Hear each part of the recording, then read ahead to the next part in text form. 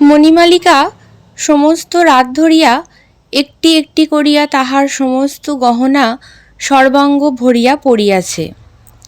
মাথা হইতে পা পর্যন্ত আর স্থান ছিল না। বাক্সে করিয়া গহনা লইলে সে বাক্স হাতছাড়া হইয়া যাইতে পারে, এই আশঙ্কা তাহার ছিল। কিন্তু গায়ে পড়িয়া গেলে তাহাকে না বধ করিয়া গহনা কেহ লইতে পারিবে না। সঙ্গে কোনো প্রকার বাক্স না দেখিয়া মধুসূদন কিছু বুঝিতে পারিল না। মোটা চাদরের নিচে যে মণিমালিকার দেহপ্রাণের সঙ্গে সঙ্গে দেহপ্রাণের অধিক গহনাগুলি আচ্ছন্ন ছিল, তাহা সে অনুমান করিতে পারে নাই। মণিমালিকা ফণিভূষণকে বুঝিত না বটে, কিন্তু মধুসূদনকে চিনিতে তাহার বাকি ছিল না। মধুসূদন গোমস্তার কাছে একখানা চিঠি রাখিয়া গেল যে সে কর্ত্রীকে পিত্রালয়ে পৌঁছাইয়া দিতে রওনা দিল। গোমস্তা ফণিভূষণের বাপের আমলের। সে অত্যন্ত বিরক্ত হইয়া ইহাকে দীর্ঘ আকার ও দন্তস্বরকে তালবস্য করিয়া মনিবকে এক পত্র লিখিল। ভালো বাংলা লিখিল না, কিন্তু স্ত্রীকে অযথা প্রশ্রয় দেওয়া যে পুরুষ রচিত নয়, এ কথাটা ঠিক মতোই প্রকাশ করিল। ফণিভূষণ মণিমালিকার মনের কথাটা ঠিক বুঝিল। তাহার মনে এই আঘাতটা প্রবল হইল যে আমি গুরুতর ক্ষতি সম্ভাবনা সত্ত্বেও স্ত্রীর অলঙ্কার পরিত্যাগ করিয়া প্রাণপণ চেষ্টায় অর্থ সংগ্রহের প্রবৃত্তি হইয়াছি। তবুও আমাকে সন্দেহ, আমাকে আজিও চিনিল না। নিজের প্রতি যে নিদারুণ অন্যায় ক্রুদ্ধ হওয়া উচিত ছিল, ফণিভূষণ তাহাতে ক্ষুব্ধ হইল মাত্র। পুরুষ মানুষ বিধাতার ন্যায়দণ্ড, তাহার মধ্যে তিনি বজ্রাগ্নি নিহিত করিয়া রাখিয়াছেন। নিজের প্রতি অথবা অপরের প্রতি অন্যায়ের সংঘর্ষে সে যদি দপ করিয়া জ্বলিয়া উঠিতে না পারে, তবে ধিক তাহাকে। পুরুষ মানুষ দাবাগ্নির মতো রাগিয়া উঠিবে সামান্য কারণে, আর স্ত্রীলোক শ্রাবণ মেঘের মতো অশ্রুপাত করিতে থাকিবে বিনা উপলক্ষে। বিধাতা এইরূপ বন্দোবস্ত করিয়াছিলেন, কিন্তু সে আর টেকে না। ফণিভূষণ অপরাধিনী স্ত্রীকে লক্ষ্য করিয়া মনে মনে কহিল, এই যদি তোমার বিচার হয়, তবে এইরূপ হোক, আমার কর্তব্য আমি করিয়া যাইব। আরও শতাব্দী ৫-৬ পরে যখন কেবল আধ্যাত্ম শক্তিতে জগৎ চলিবে, তখন যাহার জন্মগ্রহণ করা উচিত ছিল, সেই ভাবী যুগের ফণিভূষণ ঊনবিংশ শতাব্দীতে অবতীর্ণ হইয়া সেই আদি যুগের স্ত্রীলোককে বিবাহ করিয়া বসিয়াছে। শাস্ত্রে যাহার বুদ্ধিকে প্রলয়ঙ্করী বলিয়া থাকে। ফণিভূষণ স্ত্রীকে এক অক্ষর পত্র লিখিল না, এবং মনে মনে প্রতিজ্ঞা করিল, এ সম্বন্ধে স্ত্রীর কাছে কখনো সে কোনো কথার উল্লেখ করিবে না। কি ভীষণ দণ্ডবিধি! দিন কয়েক পরে কোনো মতে যথোপযুক্ত টাকা সংগ্রহ করিয়া বিপদোত্তীর্ণ ফণিভূষণ বাড়ি আসিয়া উপস্থিত হইল। সে জানিত বাপের বাড়িতে গহনাপত্র রাখিয়া এতদিনে মণিমালিকা ঘরে ফিরিয়া আসিয়াছে। সেদিনকার দিন ও পার্থিভাব ত্যাগ করিয়া কৃতকার্য কৃতিপুরুষ স্ত্রীর কাছে দেখা দিলে মণি যে কিরূপ লজ্জিত ও অনাবশ্যক প্রয়াসের জন্য কিঞ্চিত অনুতপ্ত হইবে, ইহা কল্পনা করিতে করিতে ফণিভূষণ অন্তঃপুরের শয়নাগারের দ্বারের কাছে আসিয়া উপনীত হইল। দেখিল দ্বার রুদ্ধ। তালা ভাঙিয়া ঘরে ঢুকিয়া দেখিল ঘর শূন্য। কোণে লোহার সিন্দুক খোলা পড়িয়া আছে, তাহাতে গহনাপত্রের চিহ্নমাত্র নাই। স্বামীর বুকের মধ্যে ধক করিয়া একটা ঘা লাগিল। মনে হইল সংসার উদ্দেশ্যহীন, এবং ভালোবাসা ও ব্যবসা বাণিজ্য সমস্তই ব্যর্থ। আমরা এই সংসার পিঞ্জরের প্রত্যেক শলাকার উপরে প্রাণপাত করিয়াছি, কিন্তু তাহার ভিতরে পাখি নাই, রাখিলেও সে থাকে না। তবে অহরহ হৃদয়খানি রক্তমাণিক ও অশ্রু জলের মুক্তমালা দিয়া কি সাজাইতে বসিয়াছি। এই চিরজীবনের সর্বস্ব জড়ানো শূন্য সংসার খাঁচাটা ফণিভূষণ মনে মনে পদাঘাত করিয়া অনতি দূরে ফেলিয়া দিল। ফণিভূষণ স্ত্রীর সম্বন্ধে কোনরূপ চেষ্টা করিতে চাহিল না। মনে করিল, যদি ইচ্ছা হয় তো ফিরিয়া আসিবে। বৃদ্ধ ব্রাহ্মণ গোমস্তা আসিয়া কহিল, চুপ করিয়া থাকিলে কি হইবে, কর্তৃবধূর খবর লওয়া চাইত। এই বলিয়া মণিমালিকার পিত্রালয়ে লোক পাঠাইয়া দিল। সেখান হইতে খবর আসিল, মণি অথবা মধু এ পর্যন্ত সেখানে পৌঁছায় নাই। তখন চারিদিকে খোঁজ পড়িয়া গেল। নদী তীরে প্রশ্ন করিতে করিতে লোক ছুটিল। মধুর তল্লাশ করিতে পুলিশে খবর দেওয়া হইল। কোন নৌকা, নৌকার মাঝিকে, কোন পথে তাহারা কোথায় চলিয়া গেল, তাহার কোনো সন্ধান মিলিল না। সর্বপ্রকার আশা ছাড়িয়া দিয়া একদিন ফণিভূষণ সন্ধ্যাকালে তাহার পরিত্যক্ত শয়নগৃহের মধ্যে প্রবেশ করিল। সেদিন জন্মাষ্টমী। সকাল হইতে বৃষ্টি পড়িতেছে। উৎসব উপলক্ষে গ্রামের প্রান্তরে একটা মেলা বসে।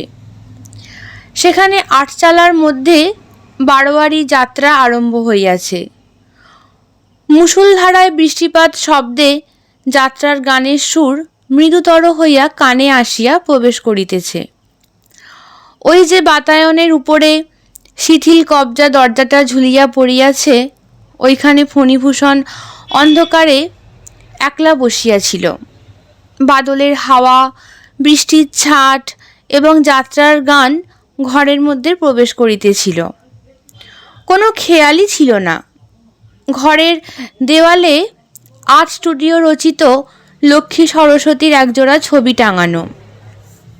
আলনার উপরে একটি গামছা ও তোয়ালে, একটি চুড়ি পেড়ে ও ডুরে শাড়ি সদ্য ব্যবহারযোগ্য পাকানো ঝুলাইয়া রহিয়াছে। ঘরের কোণে টিপাইয়ের উপরে পিতলের ডিবায় মণিমালিকার স্বহস্তরচিত গুটিকতক পান শুষ্ক হইয়া পড়িয়া আছে। কাঁচের আলমারির মধ্যে তাহার আবাল্য সঞ্চিত চীনের পুতুল, এসেন্সের শিশি, রঙিন কাঁচের ডিক্যান্টার, শৌখিন তাস, সমুদ্রের বড় বড় কড়ি, এমনকি শূন্য সাবানের বাক্সগুলি পর্যন্ত অতি পরিপাটি করিয়া সাজানো। যে অতি ক্ষুদ্র গোলক বিশিষ্ট ছোট শকের কেরোসিন ল্যাম্প সে নিজে প্রতিদিন প্রস্তুত করিয়া স্বহস্তে জ্বালাইয়া কুলুঙ্গিটির ওপর রাখিয়া দিত, তাহা যথাস্থানে নির্বাপিত এবং ম্লান হইয়া দাঁড়াইয়া আছে। কেবল সেই ক্ষুদ্র ল্যাম্পটি এই শয়নকক্ষে মণিমালিকার শেষ মুহূর্তের নিরুত্তর সাক্ষী। সমস্ত শূন্য করিয়া যে চলিয়া যায়, সেও এত চিহ্ন, এত ইতিহাস, সমস্ত জড় সামগ্রীর উপর আপন সজীব হৃদয়ের এত স্নেহ স্বাক্ষর রাখিয়া যায়। এসো মণিমালিকা, এসো। তোমার দীপটি তুমি জ্বালাও, তোমার ঘরটি তুমি আলো করো। আয়নার সম্মুখে দাঁড়াইয়া তোমার যত্ন কুঞ্চিত শাড়িটি তুমি পরো। তোমার জিনিসগুলি তোমার জন্য অপেক্ষা করিতেছে। তোমার কাছ হইতে কেহ কিছু প্রত্যাশা করে না। কেবল তুমি উপস্থিত হওয়া মাত্র তোমার অক্ষয় যৌবন, তোমার অম্লান সৌন্দর্য লইয়া চারিদিকের এই সকল বিপুল বিক্ষিপ্ত অনাথ জড়সামগ্রী রাশিকে একটি প্রাণের ঐক্যে সঞ্জীবিত করিয়া রাখো। এই সকল মুখ প্রাণহীন পদার্থের অব্যক্ত ক্রন্দন গৃহকে শ্মশান করিয়া তুলিয়াছে। গভীর রাত্রে কখন এক সময় বৃষ্টির ধারা এবং যাত্রার গান থামিয়া গেছে। ফণিভূষণ জানলার কাছে যেমন বসিয়াছিল তেমনই বসিয়া আছে। বাতায়নের বাহিরে এমন একটা জগৎব্যাপী নিরন্ধ্র অন্ধকার, তাহার মনে হইতেছিল যেন সম্মুখে যমালয়ের একটা অভ্রভেদী সিংহ দ্বার যেন এইখানে দাঁড়াইয়া কাঁদিয়া ডাকিলে চিরকালের লুপ্ত জিনিস অচিরকালের মতো একবার দেখা দিতে পারে। এই মসীকৃষ্ণ মৃত্যুর পটে এই অতি কঠিন নিকষ পাষাণের উপর এই হারানো সোনার একটি রেখা পড়িতেও পারে। এমন সময় একটা ঠক ঠক শব্দের সঙ্গে গহনার ঝমঝম শব্দ শোনা গেল। ঠিক মনে হইল শব্দটা নদীর ঘাটের উপর হইতে উঠিয়া আসিতেছে। তখন নদীর জল এবং রাত্রির অন্ধকার এক হইয়া মিশিয়া গিয়াছিল। পুলকিত শশীভূষণ দুই উৎসুক চক্ষু দিয়া অন্ধকার ঠেলিয়া ঠেলিয়া ফুঁড়িয়া ফুঁড়িয়া দেখিতে চেষ্টা করিতে লাগিল। স্ফীত হৃদয় এবং ব্যগ্র দৃষ্টি ব্যথিত হইয়া উঠিল। কিছুই দেখা গেল না। দেখিবার চেষ্টা যতই একান্ত বাড়িয়া উঠিল, অন্ধকার ততই যেন ঘনীভূত। জগৎ ততই যেন ছায়াবৎ হইয়া আসিল। প্রকৃতি নিশীথ রাত্রে আপন মৃত্যু নিকেতনের গবাক্ষ দ্বারে অকস্মাৎ অতিথি সমাগম দেখিয়া দ্রুত হস্তে আরও একটা বেশি করিয়া পর্দা ফেলিয়া দিল। শব্দটা ক্রমে ঘাটের সর্বোচ্চ সোপানতল ছাড়িয়া বাড়ির দিকে অগ্রসর হইতে লাগিল। বাড়ির সম্মুখে আসিয়া থামিল। দেউড়ি বন্ধ করিয়া দারোয়ান যাত্রা শুনিতে গিয়াছিল। তখন সেই রুদ্ধ দ্বারের উপর ঠক ঠক ঝমঝম ঘা পড়িতে লাগিল, যেন অলঙ্কারের সঙ্গে সঙ্গে একটা শক্ত জিনিস দ্বারের উপর আসিয়া পড়িতেছে। ফণিভূষণ আর থাকিতে পারিল না। নির্বাণ দ্বীপ কক্ষগুলি পার হইয়া অন্ধকার সিঁড়ি দিয়া নামিয়া রুদ্ধ দ্বারের নিকট আসিয়া উপস্থিত হইল। দ্বার বাহির হইতে তালাবদ্ধ ছিল। ফণিভূষণ প্রাণপণে দুই হাতে সেই দ্বার নাড়া দিতেই সেই সংঘাতে এবং তাহার শব্দে চমকাইয়া উঠিয়া জাগিয়া উঠিল। দেখিতে পাইল যে নিদ্রিত অবস্থায় উপর হইতে নিচে নামিয়া আসিয়াছিল। তাহার সর্বশরীর ঘর্মাক্ত, হাত পা বরফের মতো ঠান্ডা এবং হৃৎপিণ্ড নির্বর্ণমুখ প্রদীপের মতো স্ফুরিত হইতেছে।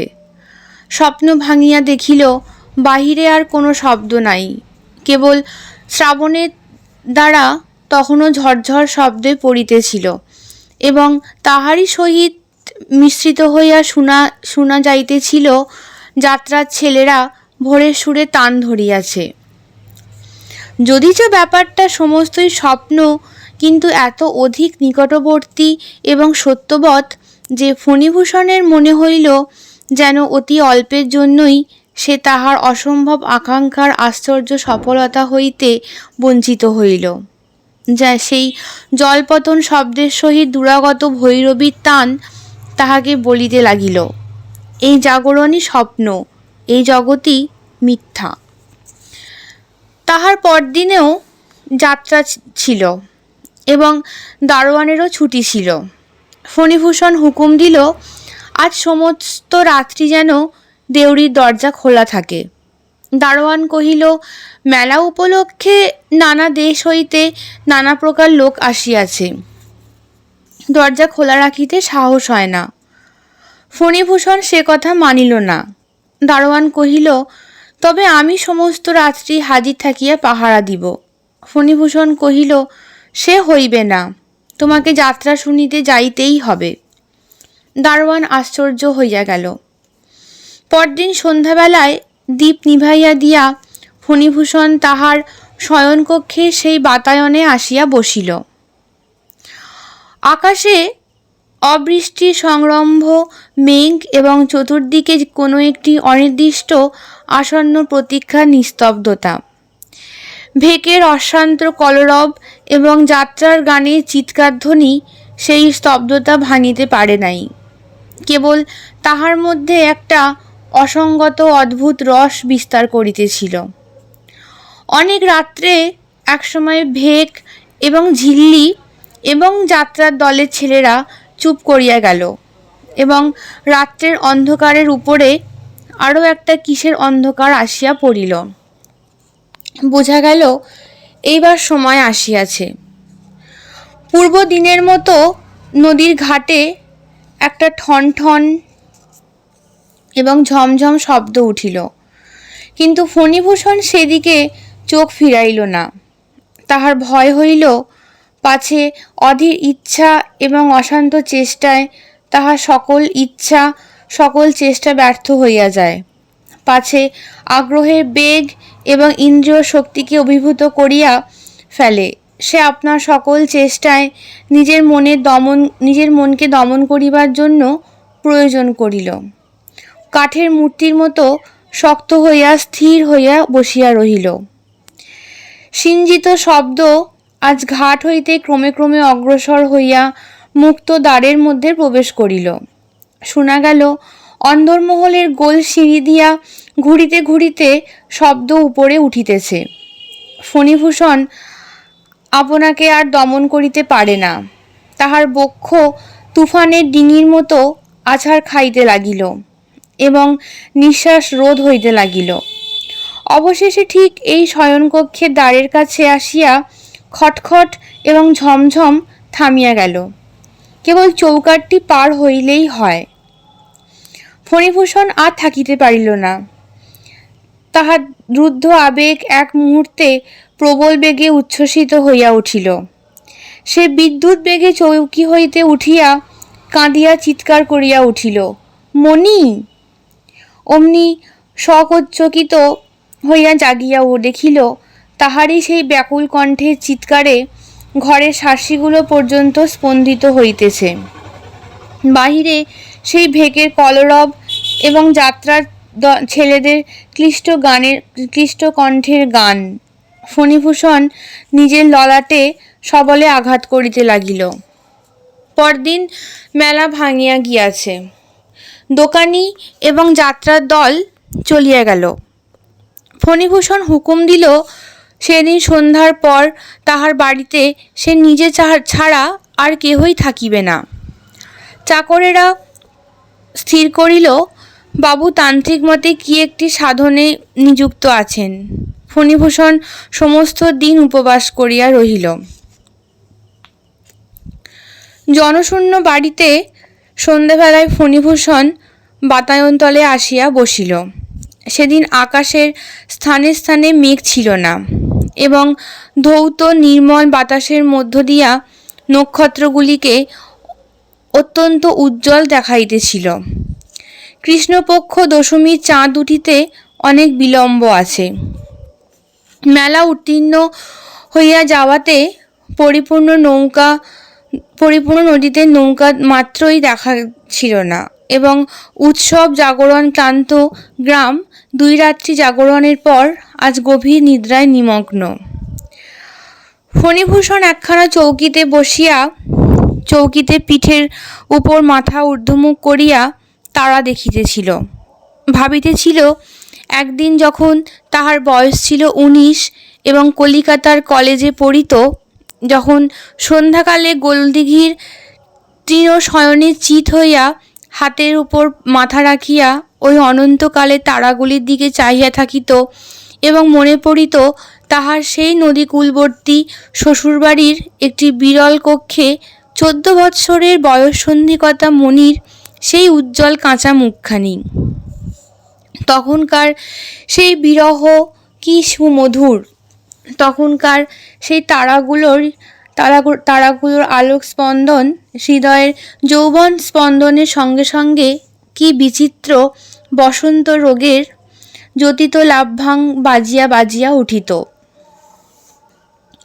আজ সেই তারা আগুন দিয়া আকাশে মোহ মুদাগরে শ্লোক কয়টা লিখিয়া রাখিয়াছে। দেখিতে দেখিতে তারাগুলি সমস্ত লুপ্ত হইয়া গেল। আকাশ হইতে একখানা অন্ধকার নামিয়া এবং পৃথিবী হইতে একখানা অন্ধকার উঠিয়া চোখের উপরকার এবং নিচেকার পল্লবের মতো একত্র আসিয়া মিলিত হইল। আজ ফণিভূষণের চিত্ত শান্ত ছিল। সে নিশ্চয় জানিত আজ তাহার অভীষ্ট সিদ্ধ হইবে। সাধকের নিকট মৃত্যু আপন রহস্য উদ্ঘাটন করিয়া দিবে। পূর্ব রাত্রির মতো সেই শব্দ নদীর জলের মধ্য হইতে ঘাটের সোপানের উপর উঠিল। ফণিভূষণ দুই চক্ষু নিমীলিত করিয়া স্থির দৃঢ় চিত্তে ধ্যানাসনে বসিল। শব্দ দাড়িশূন্য দেউড়ির মধ্যে প্রবেশ করিল। শব্দ জনশূন্য। অন্তঃপুরের গোল সিঁড়ির মধ্য দিয়া ঘুরিয়া ঘুরিয়া উঠিতে লাগিল। শব্দ দীর্ঘ বারান্দা পার করিল এবং শয়নকক্ষের দ্বারের কাছে আসিয়া ক্ষণকালের জন্য থামিল। ফণিভূষণের হৃদয় ব্যাকুল এবং সর্বাঙ্গ কণ্টকিত হইয়া উঠিল। কিন্তু আজ সে চক্ষু খুলিল না। শব্দ চৌকাঠ পার হইয়া অন্ধকার ঘরের মধ্যে প্রবেশ করিল। আলনায় যেখানে শাড়ির কোঁচানো আছে, কুলুঙ্গিতে যেখানে কেরোসিনের দ্বীপ দাঁড়াইয়া, টিপাইয়ের ধারে যেখানে পানের বাটায় পান শুষ্ক এবং সেই বিচিত্র সামগ্রীপূর্ণ আলমারির কাছে প্রত্যেক জায়গায় এক একবার করিয়া দাঁড়াইয়া অবশেষে শব্দটা ফণিভূষণের অত্যন্ত কাছে আসিয়া থামিল। তখন ফণিভূষণ চোখ মেলিল এবং দেখিল ঘরে নবোদিত দশমীর চন্দ্রালোক আসিয়া প্রবেশ করিয়াছে এবং তাহার চৌকির ঠিক সম্মুখে একটি কঙ্কাল দাঁড়াইয়া। সেই কঙ্কালের 8 আঙুলে আংটি, করতলে রতনচক্র, প্রকোষ্ঠে বালা, বাহুতে বাজুবন্ধ, গলায় কণ্ঠি, মাথায় সিঁথি, তাহার আপাদ মস্তকে অস্থিতে অস্থিতে এক একটি আভরণের সোনায় হীরায় ঝকঝক করিতেছে। অলঙ্কারগুলি ঢিলা ঢলঢল করিতেছে, কিন্তু অঙ্গ হইতে খসিয়া পড়িতেছে না। সর্বাপেক্ষা ভয়ঙ্কর তাহার অস্থিময় মুখে তাহার 2 চক্ষু ছিল সজীব। সেই কালো তারা, সেই ঘন দীর্ঘ পক্ষ, সেই সজল উজ্জ্বলতা, সেই অবিচলিত দৃঢ় শান্ত দৃষ্টি। আজ 18 বৎসর পূর্বে একদিন আলোকিত সভাগৃহে নহবতের সাহানা আলাপের মধ্যে ফণিভূষণ যে 2টি আয়ত সুন্দর কালো কালো ঢলঢল চোখ শুভদৃষ্টিতে প্রথম দেখিয়াছিল, সেই 2টি চক্ষুই আজ শ্রাবণের অর্ধরাত্রে কৃষ্ণপক্ষ দশমীর চন্দ্রকিরণে দেখিল। দেখিয়া তাহার সর্বশরীরে রক্ত হিম হইয়া আসিল। প্রাণপণে 2 চক্ষু বুজিতে চেষ্টা করিল, কিন্তু পারিল না। তাহার চক্ষু মৃত মানুষের চক্ষুর মতো নির্নিমেষে চাহিয়া রহিল।